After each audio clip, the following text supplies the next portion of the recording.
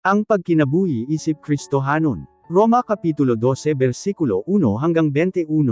Bu sa mga igsuon, tungod sa kaluoy sa Diyos kanato, nagahangyo ako kaninyo nga ihalad ninyo ang inyong kaugalingon isip buhi nga halad alang sa Diyos. Itugyan ninyo ang inyong kaugalingon sa pag-alagad kanya sumala sa iyang nahimutan. Mao kini ang husto nga pagsimba sa Diyos.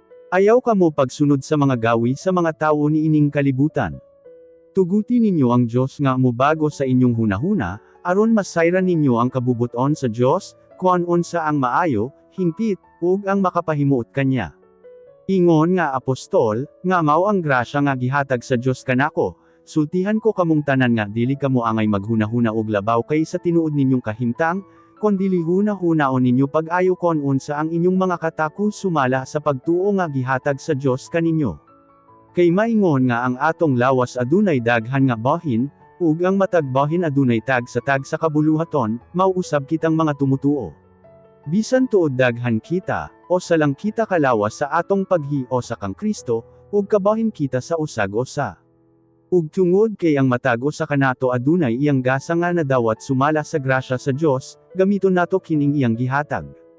Kon adunay gihatagan og gasa sa pagsugilon sa pulong sa Dios, gamiton niya kana sumala sa iyang pagtuo. Ug kon adunay gihatagan og gasa sa pagsilbi sa iyang isig katawo, angay siyang magsilbi.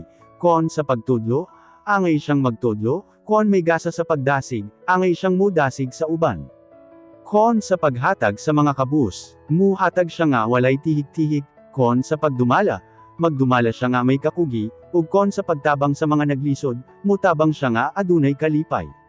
Kinahanglan nga matinod anon gayud ang atong paghigugma.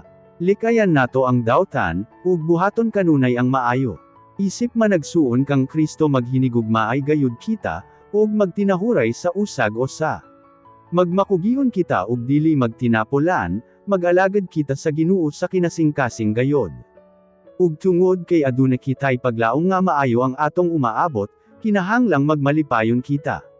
Antuson nato ang mga kalisud, ug mag-ampo kita kanunay. Tabangan nato ang mga anak sa Dios sa ilang mga kinahanglanon ug dawaton nato sa atong panimalay ang mga dumuduom. Iampo ninyo sa Dios nga panalanginan niya ang mga tawo nga nagalutos kaninyo. Ayaw kamo pag-ampo nga silutan sila sa Dios. Paglipay kamo uban sa mga nagakalipay, ug pagsubo uban sa mga nagasubo, kinahanglan pareho ang inyong pagtagad sa matag-usa. Ayaw kamo pagmapahitasun, hinuon pakighigala kamo sa mga tawo nga ubos ug kahimtang. Ayaw kamo paghunahuna nga maalam gayud kamo. Kon adunay magbuhat og dawtan kaninyo ayaw kamo pagbalus og dawtan. Hinuon hunahunaan ninyo kon sa unsa nga pamaagi kamo makahimog maayo at tubangan sa mga tawo. Kutob sa inyong mahimuli kay ninyo ang kasamok sa inyong pagpakig-uban sa tanang tawo. Mga hinigugma, ayaw gayud kamo pagpanimalos, kon dili itugyan ninyo kini sa Dios nga mao ang magasilot kanila. Kay sa kasulatan nagaingon ang Dios, ako ang manimalos, ako ang magsilot. Bu sa sundon nato ang ginaingon sa kasulatan, kon ang imong kaaway gigutom, pakan, kon giuhaw, paimna. Kay kon buhaton mo kini maulaw siya sa iyang gibuhat kanimo.